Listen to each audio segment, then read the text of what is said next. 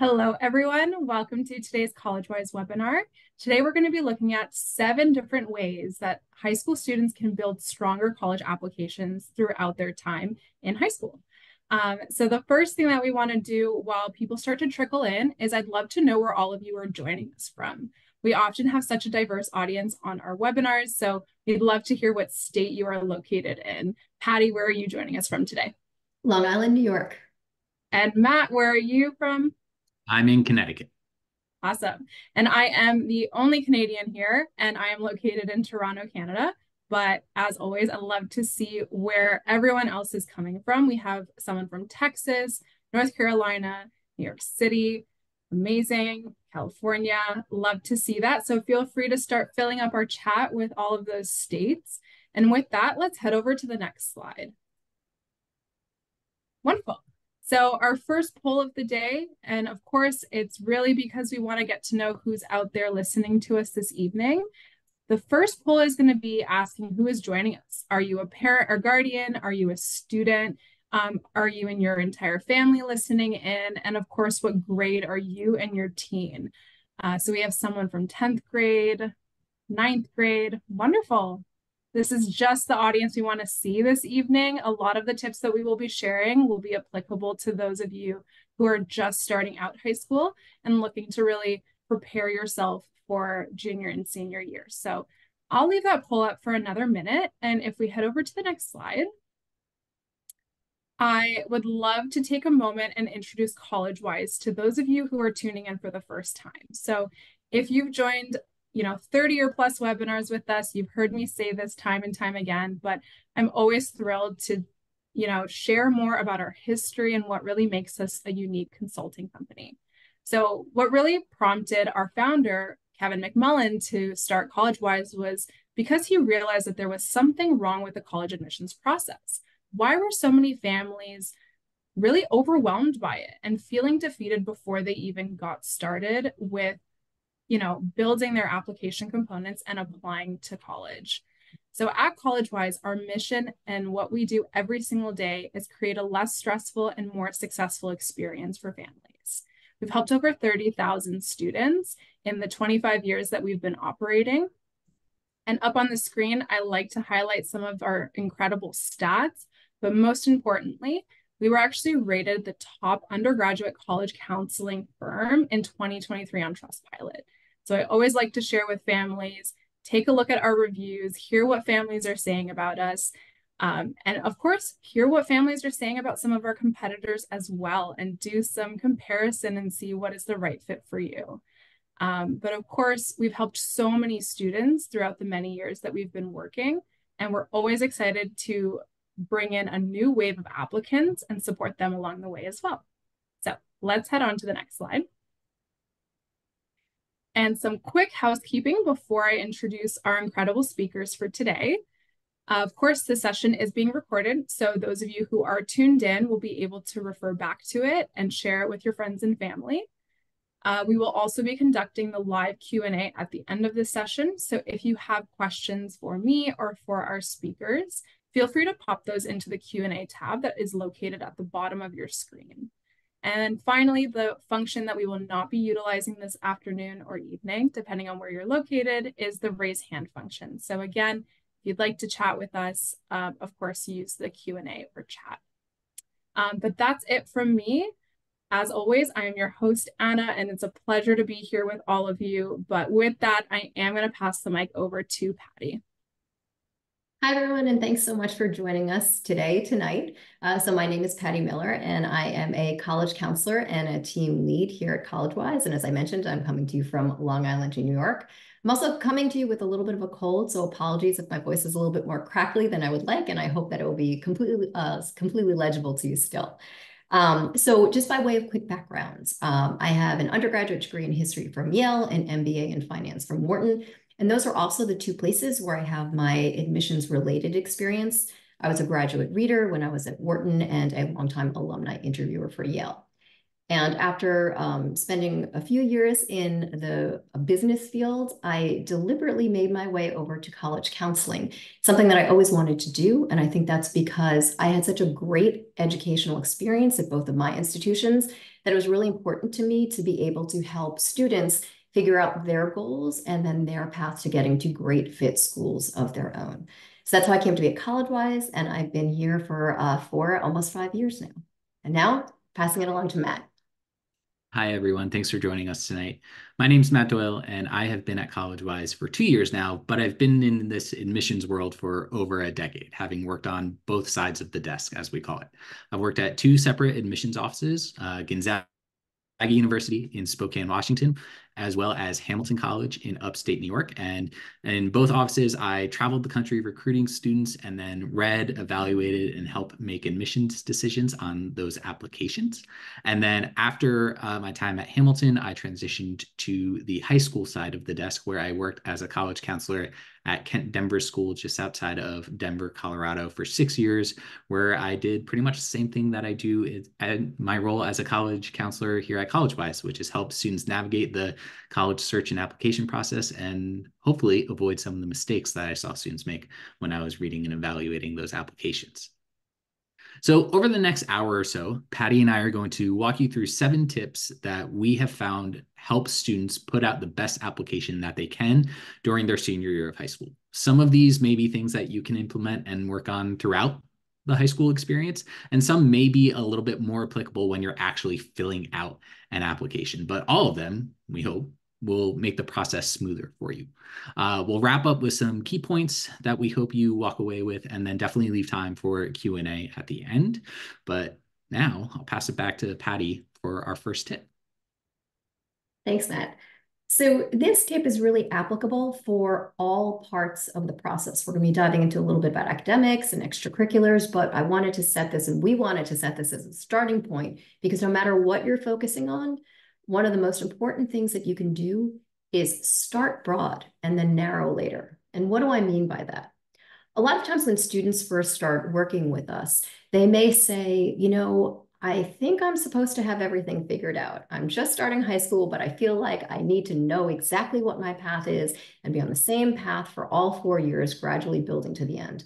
And the reality is, a lot of times, especially in the beginning years of high school, people don't know what they want to do yet. That's perfectly natural and perfectly normal. And the way that you can figure it out is by being intentional and thinking about what are the things that are interesting to you and what are the things that light you up, and then going and exploring and testing those interests and see which ones really stick. That's really what we think of the early years of high school being for, that exploratory period. So what does this look like in practice? I'll give an example from a student who I worked with, who, when we first started working together in 9th grade, was pretty sure that she wanted to do STEM. She'd done a bunch of STEM in middle school. She absolutely loved every single one of her science classes. She loved all the experiments, and that's what she thought she wanted to do. But when we first started talking about what else she enjoyed, the idea of teaching came up and the idea of business came up, but she didn't really know too much about those fields. So we intentionally set a path and set a way for her to be able to explore those. She continued doing STEM. She joined a science research club, and every morning before school was doing that as part of her classwork, an additional class. But she also figured out a way where she could get some practice teaching. She went to her principal, told him about the interest she had in teaching, and got a position being a student teacher in the middle school. Business was a little harder because her school didn't have set ways for her to explore that interest on her own, but she went out into her community and she found a women's mentoring group where they were mentoring young women to learn more about business, and she joined that. And lo and behold, after being involved in these activities, the one that really seemed to pique her interest wound up being business. She still remained involved in the other 2 fields, and she continued working with younger students, and she continued doing things involved with STEM. But what she really decided she wanted to focus on was business. And so we wound up tailoring other activities and academics around that. And that's what she's pursuing in college. But if she hadn't gone and explored and spent some time figuring it out and testing it, she wouldn't have found the path that she's ultimately passionate about. So that's really important. Don't be afraid to explore and test your potential interests. And then the other piece that's equally important is make sure you reflect upon the experiences. With the student I just spoke about, she spent time thinking about her likes and dislikes. It's one of the things that we talked about too, and that's what helped her hone her interests. This can sometimes feel scary, especially if you sort of feel like, I know what I want to do. I've been on this path for a while. It can sometimes maybe feel a little bit scary to say, you know what, upon further reflection, or as I get deeper into it, it's not what I want to do. But that type of deep reflection, being honest with yourself, is going to be what eventually sets you up to be studying the things you want to study in college and eventually even pursuing the career that you want to pursue. So don't forget that reflection piece as well.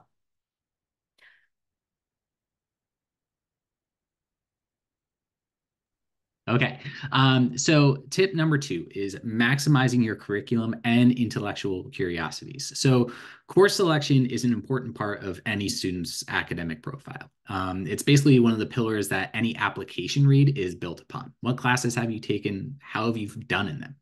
But when considering this, you want to make sure that students are realistic about what they can and can't handle. So be realistic with rigor. Challenge yourself in the areas you're interested in and challenge yourself in the areas that you're thriving in. If a student is getting an A in a standard level English class without having to break a sweat, and their school offers advanced level coursework in English, whether that's an honors level, AP, IB, you name it, we would encourage them to take that in the following year. Challenge yourself. Let's see how you respond to that. But if you're grinding to get a B- in a standard level science class, it's okay to not take AP physics. You don't need to take the advanced level class in every single area in order to be a compelling applicant. Now, in selective college admissions, there's a joke of, do I take the AP class and get a B, or I take the regular class and get the A? And most admissions officers will say, take the AP class and get the A. It's an old joke that I don't really love, but it's the reality. At most selective, highly selective schools in the country, their applicant pools are going to be filled with really highly qualified candidates, those students that are taking the AP classes and getting those A's. But our advice is always going to be the same.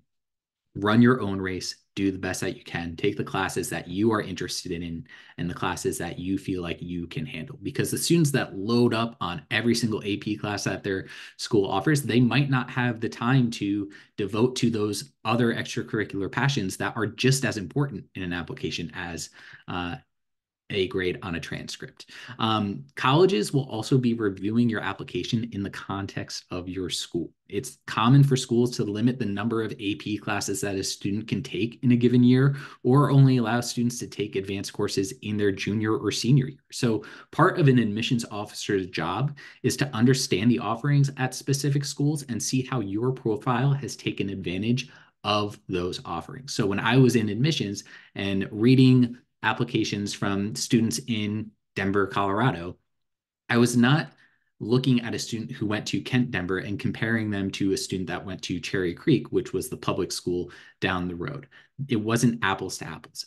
We were only looking at them in the context of their school group. So be realistic with your rigor, take advantage of the opportunities that are presented in your curriculum.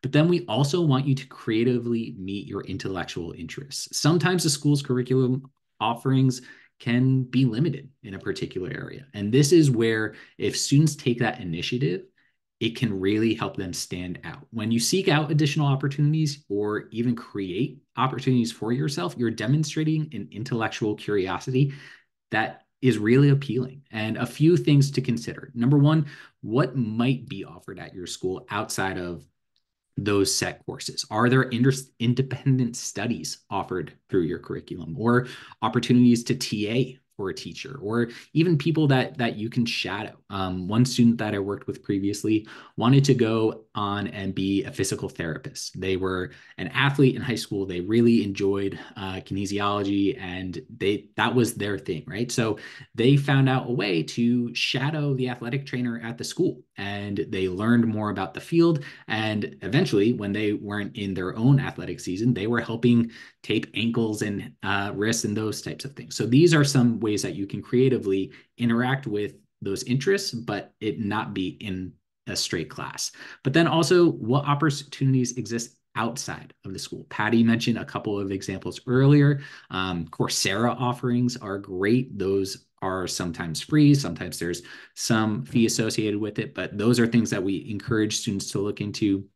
Maybe a local community college has some summer courses that a student can take, or even YouTube these days is great. There's one student that I worked with who was really into car maintenance, and everything they knew was through YouTube videos and watching that. And even though it didn't directly apply to the major that they applied to college as, they were a chemistry major, it still provided good fodder for interviews, essays, and other areas of the application. So those intellectual curiosities that students have, it doesn't have to just be for their transcript or their academic profile. It can help in other areas of applications as well.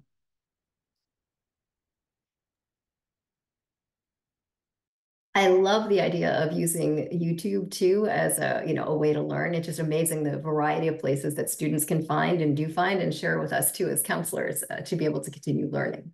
So that idea of being creative is also really reflected in this tip as well. When someone's getting involved in something, when someone's being driven by that genuine interest, that's a type of intellectual curiosity that Matt was just talking about, what they're going to wind up doing is having a greater impact too in the things that they get involved with. And so this tip is all about prioritizing impact over titles, specifically around extracurriculars, but really around everything that students get involved with. So one of the things to understand about how colleges think about their applicants is they are interested in inviting people to campus who are going to take advantage of the opportunities that the college offers, but also make opportunities for other people. That's why they're really interested in seeing when people are spending their time and they're spending their time outside of a classroom, what are they doing? And what is the impact that they're making when they're doing it? They really want to invite those people who are going to be change makers onto campus. One of the things that students will often think is, hey, if I have a title, that's great. That's kind of everything. I'm going to be able to walk in and share my title, and that'll be wonderful and impressive. And a title in and of itself does not communicate as much as a student might think it does. It's a wonderful thing and it's a wonderful accomplishment. But really, the meat of what someone is able to explain that they did as a holder of that title, that's when they're able to show their impact. So as a student, one of the things that you can think about is, how do I have the opportunity to make a difference in whatever it is that I'm involved with? And sometimes people will say to me, I don't even know how to do that if I'm not an officer in a club. How do I go about making an opportunity and making a difference for myself? And interestingly enough, some of my students have found those opportunities as they look around and say like, hey, this experience hasn't been the greatest for me. So what can I do to help make it different for other people? So I worked with a student who was very interested in mock trial. He loved his mock trial team. They were not at all competitive, and they were sort of bleeding participants because it just wasn't very fun. And when he thought about it, he realized that when he came on board, he really wished that there had been more mentorship and more training for the club. People were kind of thrown in. There wasn't a lot of explanations. So he decided he invited some people and said, hey, I'll hold a Saturday practice if anyone would be interested in coming, and I'll tell you a little bit more about the club and some successful techniques. And he was surprised, but people came. And then this became a regular thing. And he did this just as a member of the club. The heads of the clubs didn't mind because they didn't have time to do that, but they appreciated the work that he did. P.S. He wound up being elected to a position in the club in part of the work that he did. But that was not the driver there for him. The driver was really, he just said, I see an opportunity to make something better, and I want to do that. And that's the type of impact that students can make. It's also really helpful when you tie your activities to your authentic passions. I always talk about this thing called a virtuous circle. So when you are involved in something that you really, truly care about, chances are you're going to be more successful doing it. You're going to have more of an impact because you don't consider it work or a chore. You're actually excited to dig in. I had another student who loves making jewelry, and she got a little bored though, just making jewelry on her own at her kitchen table. So she decided to start an arts club in her school that was a makerspace where people could come, do their projects together, build a little bit of community, trade some tips.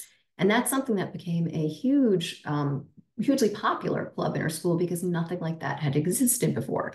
She spent a lot of time setting it up. She spent a lot of time building the curriculum. She spent a lot of time figuring out what they were going to do in each and every meeting, but she didn't mind because it was tied to an authentic passion.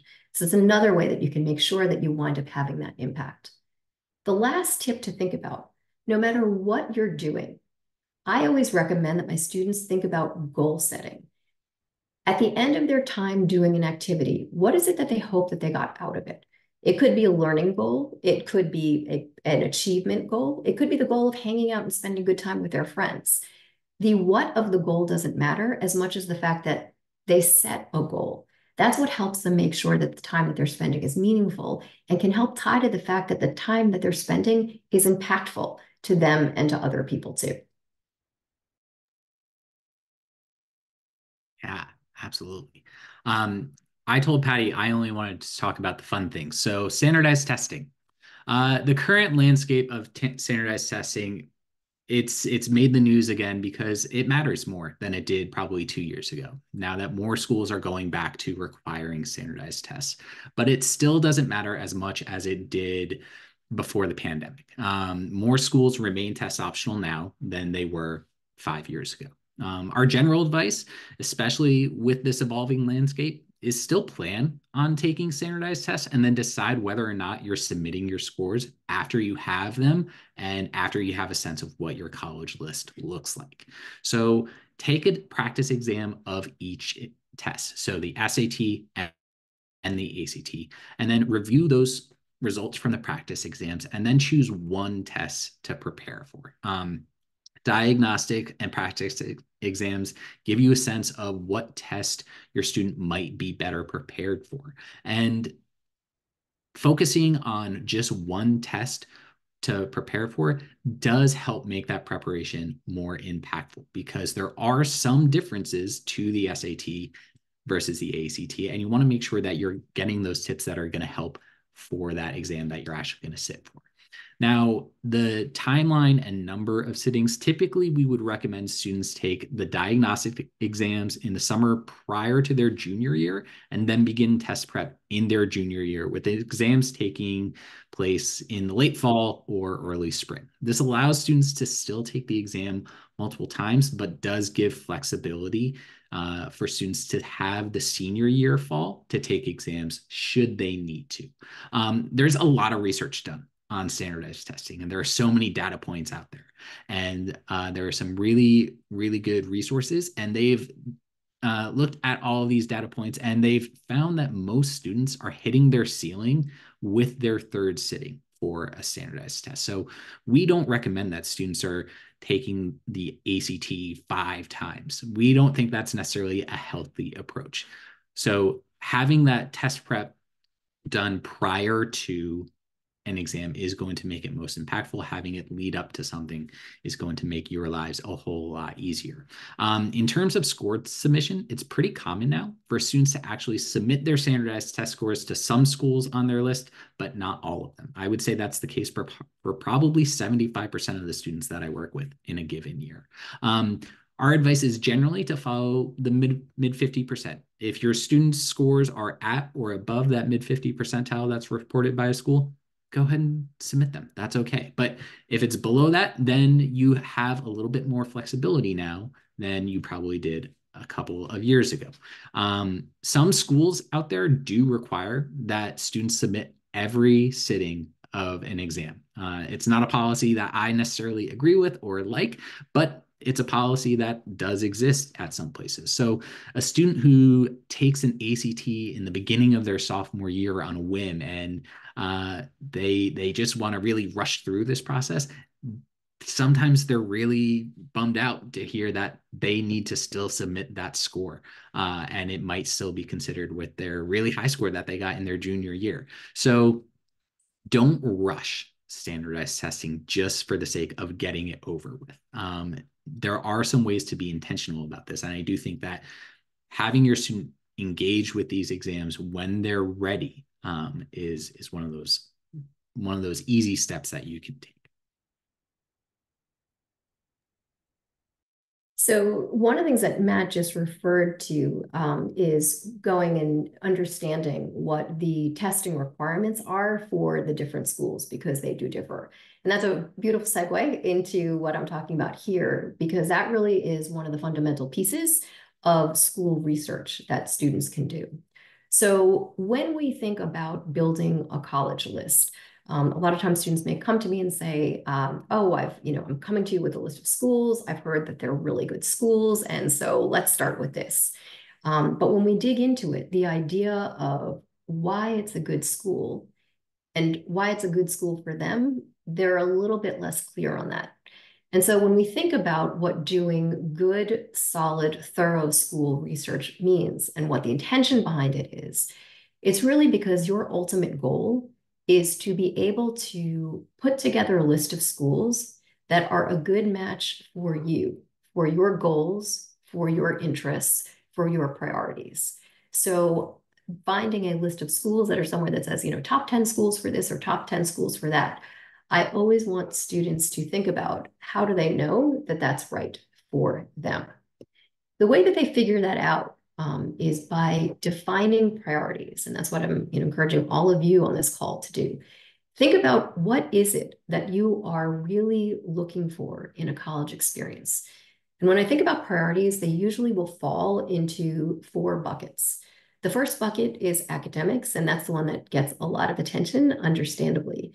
But remember that when you go to school, you're going to be living somewhere probably for 4 years, and that the experience is more than just the time you're going to be spending in your class. And a lot of times students are surprised to find that the time that they're actually spending in the classroom is often much less than they expected, and maybe even much less than they were used to in high school, just given the way the college days are structured.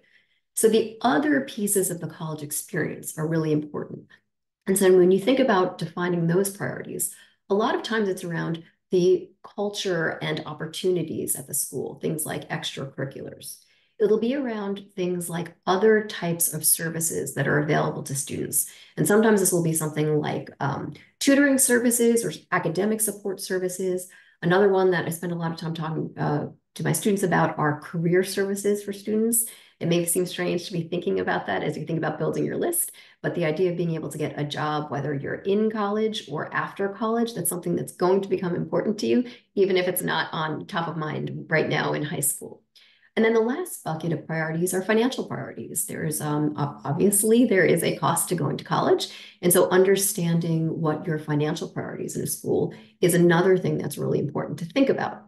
So that is a key part before you even start list building. It's really key to sit down and thoughtfully think about what am I looking for in each of those different areas. And it's going to require you to ask a lot of questions like, if you think about good academics, what does that look like to you? Is it small class sizes? Is it discussion-based classes? Is it professors who have a lot of Nobel prizes, or professors with a lot of Nobel prizes on the staff?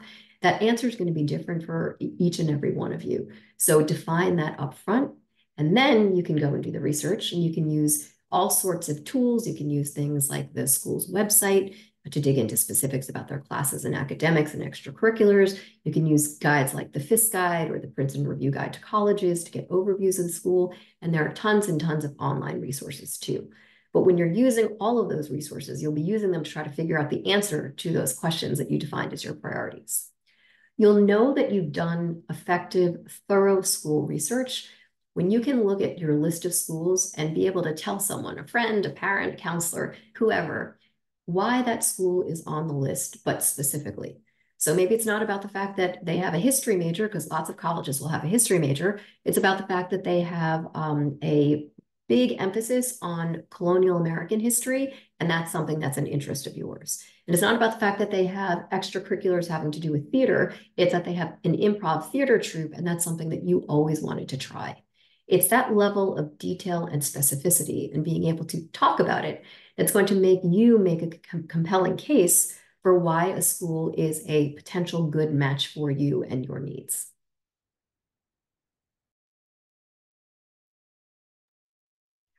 Okay, so similarly, when you're thinking about research and making sure that it's personalized, the college essay. This is another area where personalization is going to be really important.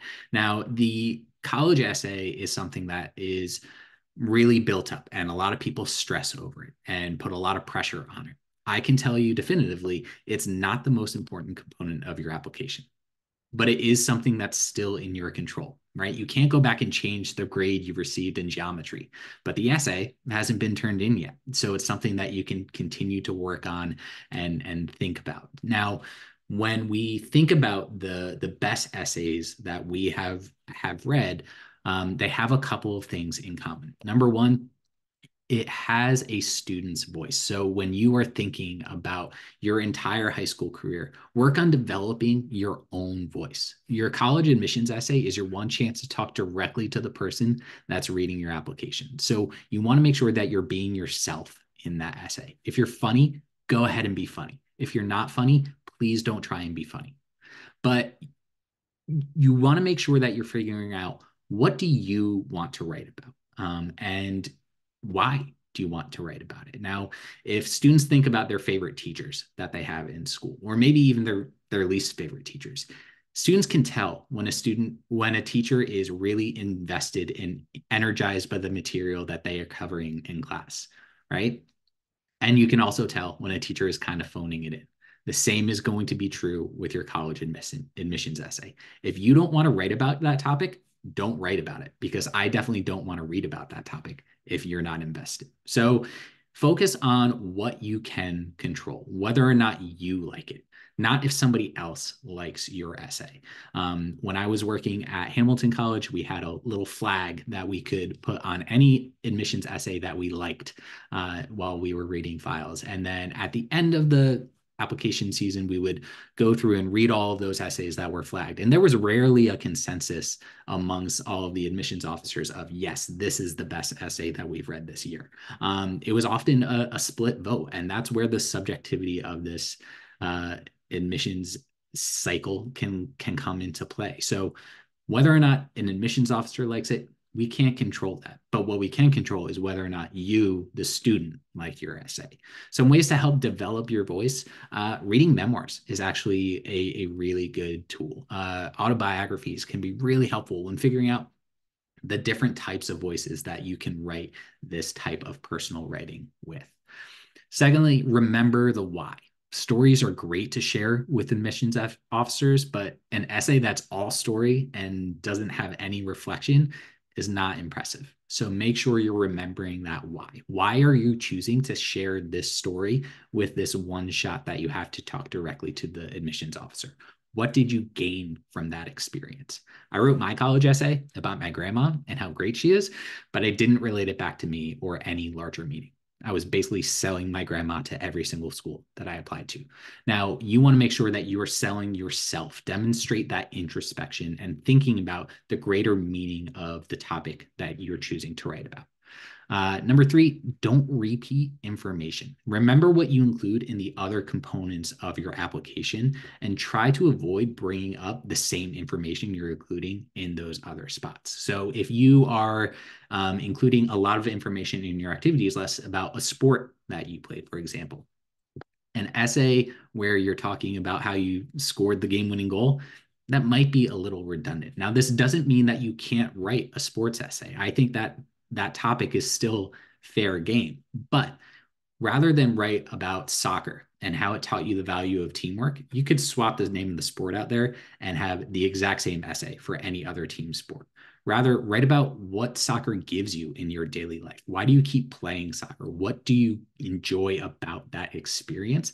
That's going to be a personal essay because you're talking about its impact on you and your daily life. So keep that focus on you and make sure that you're not repeating that information. And then lastly, remember your audience. Admissions officers are overworked, especially in the reading season, and they are often reading hundreds of applications, if not thousands, throughout the course of November through March, pretty much. So as they are reading all of these, they know what a teenager sounds like. So make sure you are sounding like a teenager in your writing. Don't overdo it on the thesaurus. Make sure that you're using words that you actually know the definitions to. Don't use AI. Make sure that as you are writing your essay, it is a reflection of you, not like the texts that you send to your friends, but words that you are actually comfortable with. You also want to make sure that your essay is tight, a different type of writing than your English or history essays. Beautiful flowing imagery and symbolism those are great. But if it's too intricate and can't be easily digested, it's an opportunity miss, and it can actually be counterproductive. You don't want an admissions officer to have to read your intro paragraph 3 or 4 times in order to comprehend it. So make sure that you're not trying to sound too smart in your admissions essays. And just remember that colleges, they are having a lot of things that they're working through. So they're not in the business of assigning busy work. If they're asking a question, it means they really want to know the answer to that question. So make sure that you are spending the time and answering that question, and don't rush your essays. You want to make sure that you're giving it the time and attention that it deserves, but also, like I said earlier, it's not the most important part of any application. So make sure that you do temper your expectations a little. So the essay, as Matt mentioned, a lot of times gets a lot of time and attention, but there are other places in the application that we just wanted to highlight, places you can strategically and thoughtfully use the spaces that are provided to you. And that's one thing to note too. A lot of times people are surprised that the college application does not necessarily have as much place to put information in as you think. A large chunk of it is going to be demographic information, information about your school, information about your classes, things like that. So where you do have the opportunity to add in the things specifically about yourself, be thoughtful about them. So 2 places that I wanted to highlight. The first is the activity sheet. So the activity sheet in the Common Application gives you 150 characters to describe up to 10 each, 150 each, to describe up to 10 activities that you've been involved with. And that's not a lot of characters. 150 characters is not a lot of characters. And so when you think about what you're going to say, being really, really thoughtful about how you use them is important. I always recommend, and we always recommend, that you don't need to spend necessarily as much time on the what as you think. Of course, make sure it's perfectly clear what you did. But these are places where that impact concept comes out again. Make sure you're talking about how you made something different or better, or what you learned from it. This is also a place where Matt talked about showing your personality in the essay. You can fit a surprising amount of personality into these little activity descriptions as well. So don't be afraid to do that. There's another section in the Common Application that's called the additional information section. And the big thing to note here is that more is not better. And this is a rule governing applications overall. Adding in that additional information just for the sake of doing it is not necessarily helpful, especially when you think back to the fact that, as Matt referenced, during application season, the readers are very, very busy and they have a lot of applications to get through. So making sure that you use something like an additional information section thoughtfully and well and to your advantage is a really key thing to do. The types of things that my students may put in an additional information section would be something like, if you have an unusual sequence in your courses, maybe you couldn't take a class because it was full, maybe you took something out of the traditional sequence for the same reason, that would be something to explain in the additional information section. For students of mine who go very, very deep in a particular activity. Maybe they are athletes who have won some national competitions. Musicians also, I'll have musicians sometimes using the additional information section to list out the types of competitions and awards they've gone when they have too much to include in the activity section. But again, this is where that mantra of more is not necessarily better really holds. It's not a place to just put in extra awards that couldn't fit. It's really, if you are someone who's pursuing something at a very high level, that could be a place to layer in something like that. Another area of the application where you can help the reader to learn more about you as a person is through your academic letters of recommendation. And so when you think about who you're going to ask, choose wisely.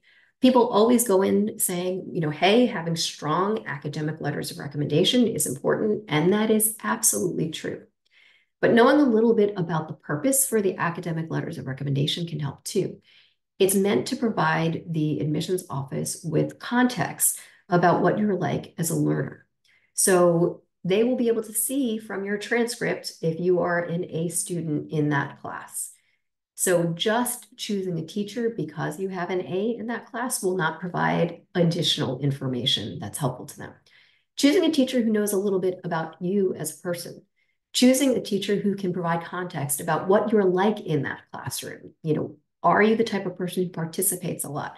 Are you the type of person who, if you're involved with group work, is helping out the people around you?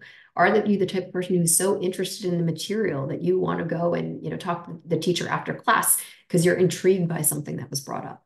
Those are all the nuances that can really help a college to understand what you're like with a fuller picture than just saying this person is a really good student in my class. And to that point, sometimes choosing a class where you might have struggled a little bit can reveal a lot about your character. If a subject doesn't come naturally to you, but you are at every single extra help and you are raising your hand to ask questions all the time, will say so much about your grit and your work ethic. And those are the types of things that can make really powerful letters of recommendation. So when it comes time to select your letters of rec, really think about and do the test of what do I think this teacher could say about me? Now, you're not going to be allowed to see your letters of recommendation. You actually will sign something in the common application that says that you have not seen the letters of recommendation. So you're going to be giving it your best guess.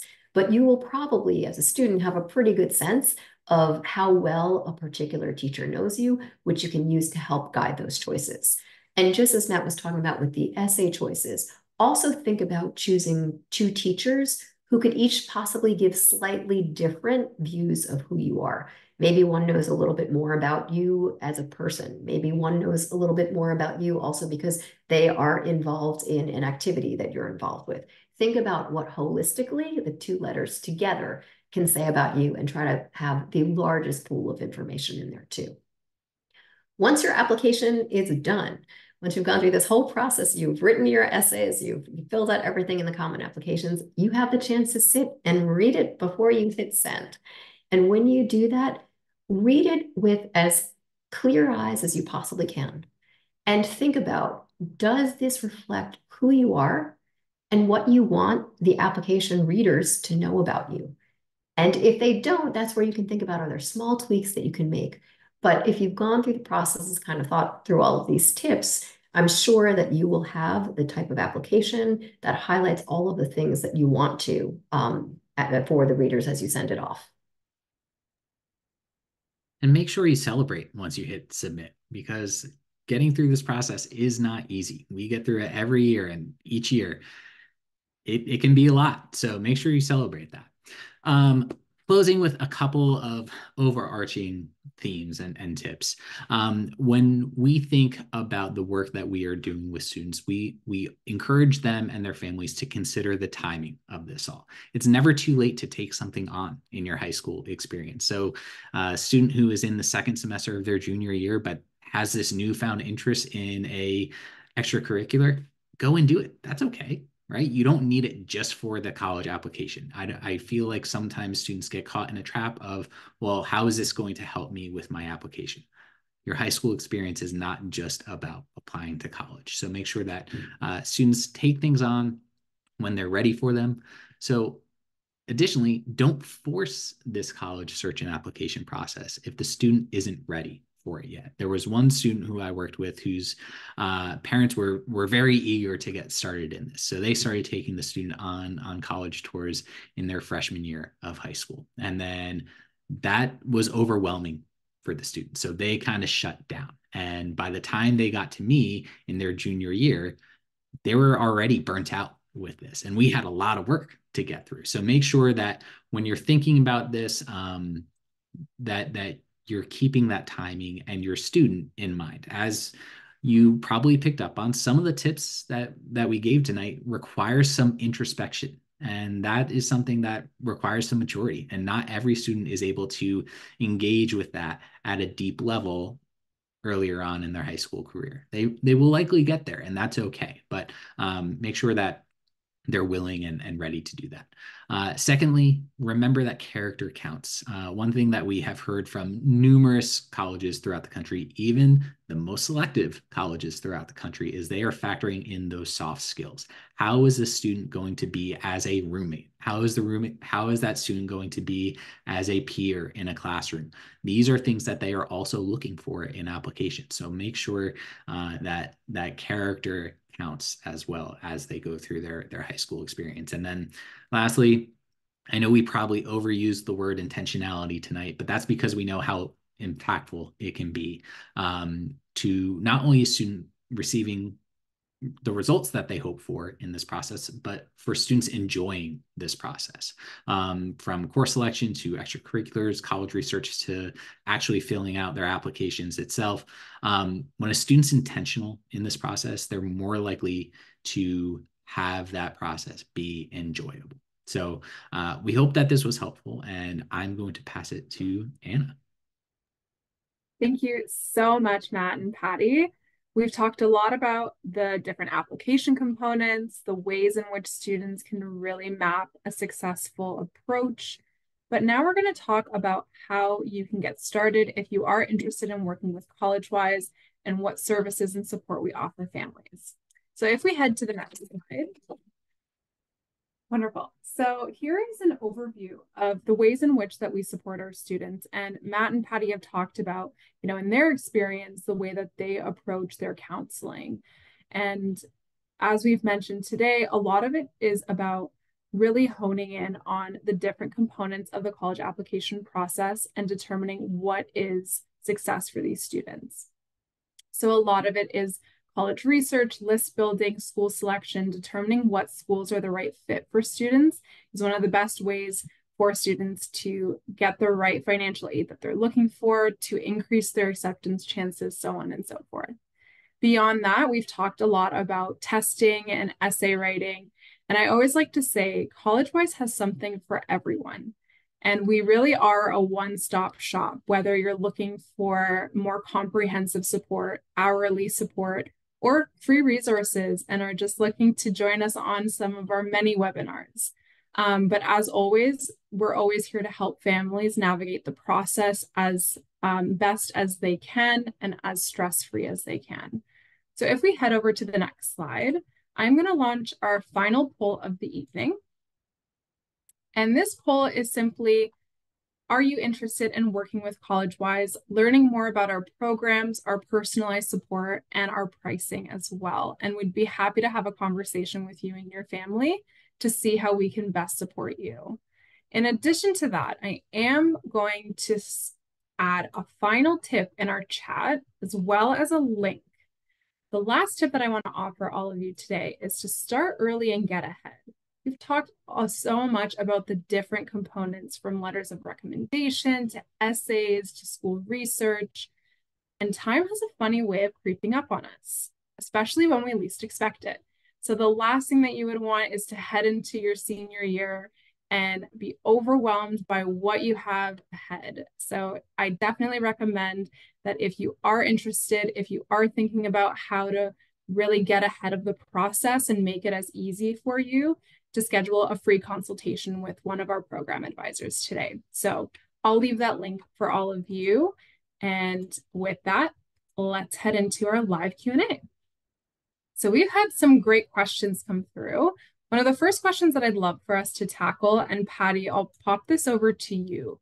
What are the pros and cons of applying early decision? Ooh, that's a great question. And that's one that comes up a lot for good reason. So I think the first thing to think about with early decision, actually, let me back up a second for those of you who may not be familiar with the concept. So colleges have different application deadlines. One of the deadlines, you can apply under an earlier time frame or a later time frame.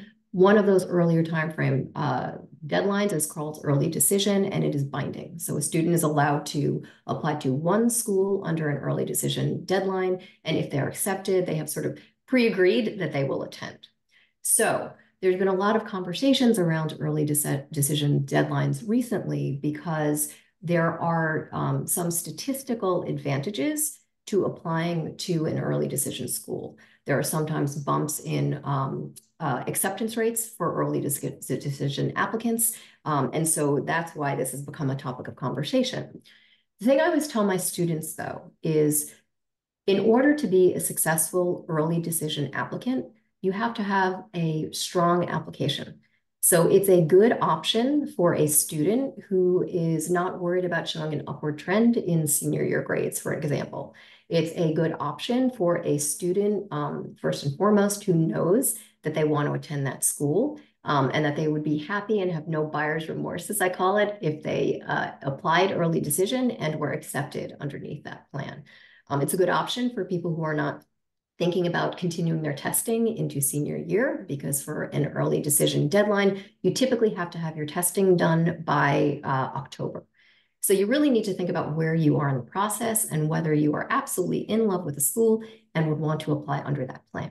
The other thing to think about is if you apply under an early decision plan, you will not have gotten multiple financial aid offers by that time. So if that is a concern for your family, as it is for so many, that's something to keep in mind. You will only have received the financial aid offer letter from that one school. So that's a really important thing to think about too, as you think about whether or not you're ready.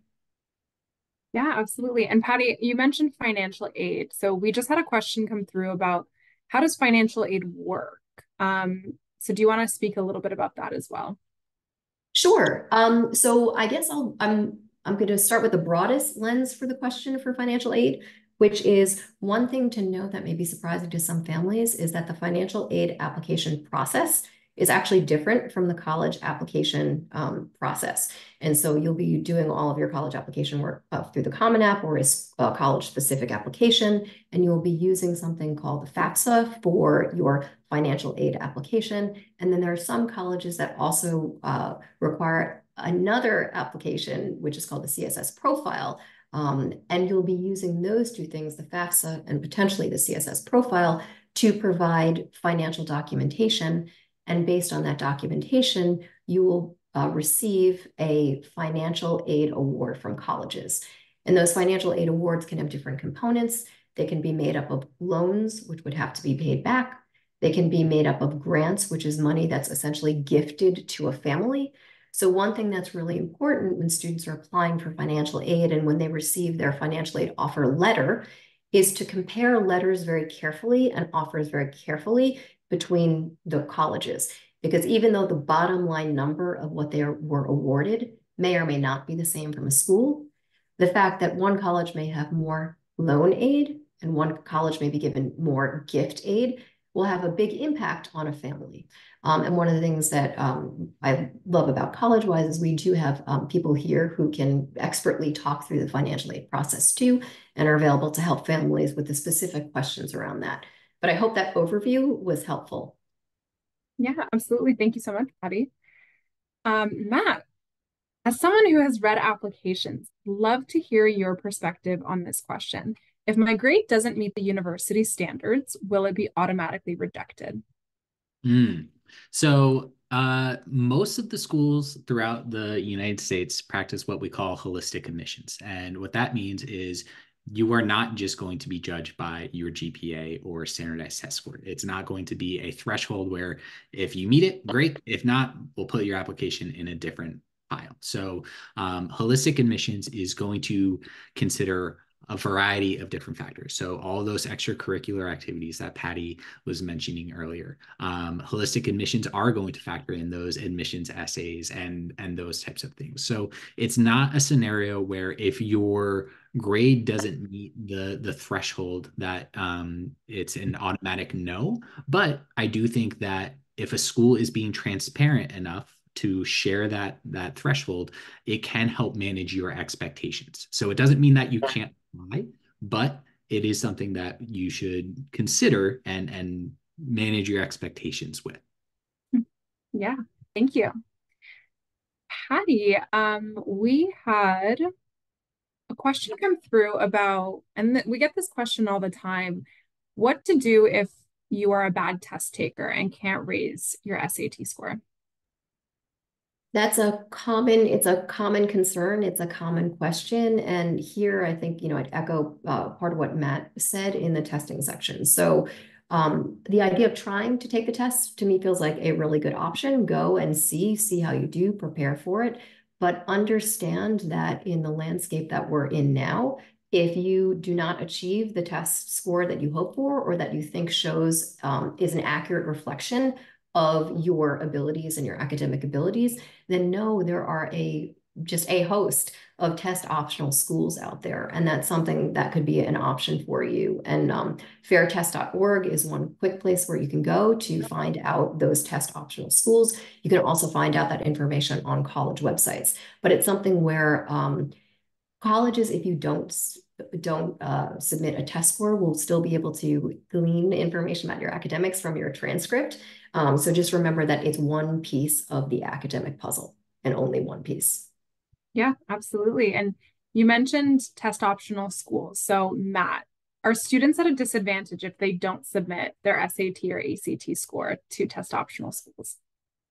It's a good question. I remember being on a webinar with a director of admissions who at the time was at a large state flagship institution on the West Coast, and they have since moved to another large state flagship institution on the West Coast. And they got the question, and you could tell that they had gotten that question a lot that spring, because they just said, at this point, like, we obviously need to do a better job at communicating this and marketing this, because I've run out of ways to say, if we say we're test optional, it means that we're test optional. So if a school does say that, know that you are not going to be at a disadvantage if you do apply test optional. I think that there are so many different things that an admissions officer is factoring in and having to work through when they're reading an application, that they are not going to be guessing as to why a student doesn't have standardized tests as part of their profile.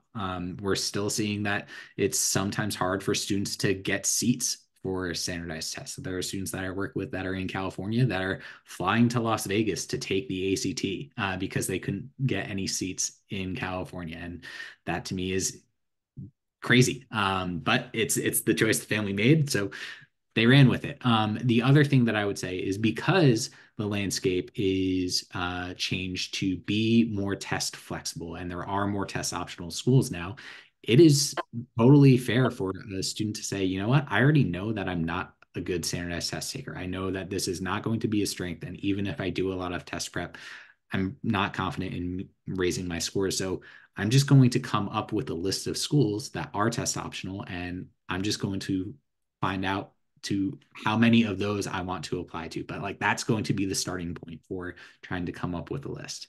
So just because you don't have a standardized test score as part of your application, it's not going to be the end all be all to your application. And if a school says they're test optional, it's because they mean it. Yeah, and I hope to put a lot of students listening in at ease. 63% of Collegewise students in 2023 did not submit their test scores. So deep breaths in and out, listening to that stat. Patty, we had a question about letters of recommendation. Does a teacher have to write the letter of recommendation, or can it be another advisor or someone that knows the student well? So that is, like so much in college admissions, that's going to be on a case-by-case basis. So that's one of the things, as you do your college research, you can go and research the policies of your particular school, the college that you're applying to. Typically, colleges want to see 1 to 2 academic letters of recommendation, which would be from a teacher. Some colleges will also accept additional letters of recommendation, who might be from someone who knows you in a different context. Maybe it's a supervisor at a job or someone who you've done research with. That's another case of that idea of more is not necessarily more.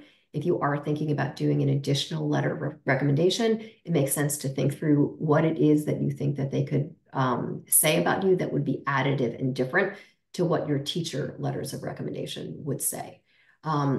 If a student is in a different type of schooling situation, don't have access to an academic letter of recommendation for some reason, then there may be specific cases that are unique to that student, where the college might also accept different letters. But for the most part, the starting point would be they're looking to get academic information and context from the student, which is why they look for it from teachers.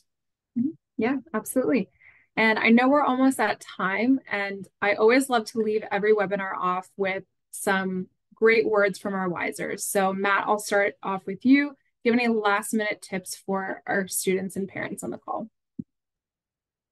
It would be to try and find the joy in this process. I know it can be overwhelming. I know it can be daunting, but for students, this is an opportunity for you to kick tires and see where you want to spend the next 4 years of your life. So make sure that you are doing that. And I don't want to say the word intentional again, but I'm going to be intentional about it. But I think trying to try and have that fun in it. And then parents, or parents and guardians, as you're working with your students on this, it is one of these last times that you get the opportunity to spend quality time with your student before they go out to college and have summer internships and all of those things. So don't rush through it, and try and find those little moments of joy. So if you're going on a college tour, make sure you're going and doing something fun in that town, or grabbing dinner or something like that. Make sure that there are those little pieces that you can have memories from.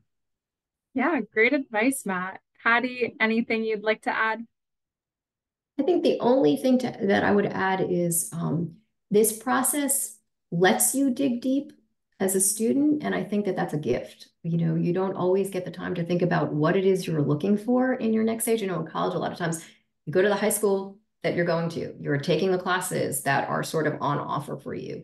And as you think about the application process, you really get to think about, what do I want? What do I want to do? What do I want to learn? Who do I want to become? And that may seem daunting, but to me, that's also really exciting. And I hope that that's what you as students take into this process. Yeah, absolutely. And I want to thank you both so much for joining me today, and all of you in our audience who stuck around this long. Thank you so much. I do hope to see you at future events. As always, I have added the link to book a direct free consultation with us if that is something that you're interested in. But as always, I wish you all a wonderful evening, and thank you again. So take care, everybody.